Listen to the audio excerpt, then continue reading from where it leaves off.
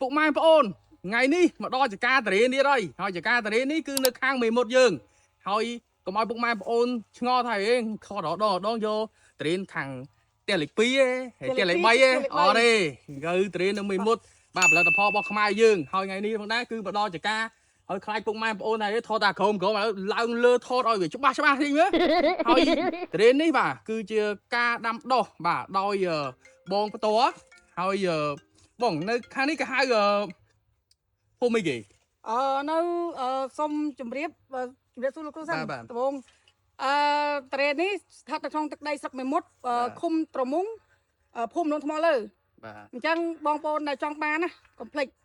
មកដល់ចការផ្ទាល់ក៏បានដែរបាទហើយនៅខាងតំបន់នេះគេស្គាល់ឈ្មោះបងឈ្មោះអីដែរចែមុំបាទពុកម៉ែបងប្អូនអញ្ចឹងមកដល់មេមត់រកឈ្មោះចែមុំហើយមើលមុខឲ្យហើយបាទម្ចាស់ចការតារេនដែលពុកម៉ែបងប្អូនជាច្រើនតែស្គាល់តែពុកម៉ែបងប្អូនអត់ស្គាល់ឥឡូវមកស្គាល់ហើយបាទហើយបានស្គាល់ចការច្រើនតិចទៅលោកបានហូបដូចខ្ញុំណាពុកម៉ែបងប្អូនហើយចការតារេននេះបាទពូអីគេបងពូអីគេនេះអានេះគេហៅសាច់ទឹកដោះគោស្ងួតបើយើងហៅឈ្មោះវាម៉ាន់ថងតែយើងតាំងពីយើងមានរឿងជាមួយនឹងអាចោសៀមមកយើងសុំបដូរឈ្មោះយើងលេខហៅម៉ាន់ថងឥឡូវយើងហៅទុរេនសាច់ទឹកដោះគោស្ងួតបាទផលិតនៅខ្មែរសោះតែដាក់ឈ្មោះគេវាអត់សមអញ្ចឹងពុកម៉ែបងប្អូនទាំងអស់គ្នាចូលរួមនិងគ្រប់គ្រងផលិតផលរបស់ខ្មែរយើងហើយអ្វីដែលកាន់តែពិសេសបាទនេះខ្ញុំបេះមកមិញហើយពុះបាទពុះនេះពុះដោយដៃទៀតណាពុកម៉ែបងមើលភឹកអូអត់ទេបាទបន្លាច្បាវម៉ែនេះអូនេះដោះគោស្ងួតមែននេះជាតិមើលណាតែសុំភ្លក់ទៀតណាភ្លក់អត់អីណា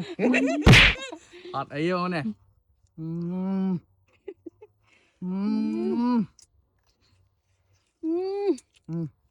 ម៉ែបងប្អូនកុំចំណាយឲ្យ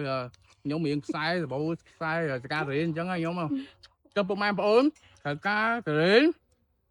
សម្រាប់នៅខាងមេមត់យើងផលិតផលរបស់ខ្មែរយើងដាំដោយខ្មែរយើង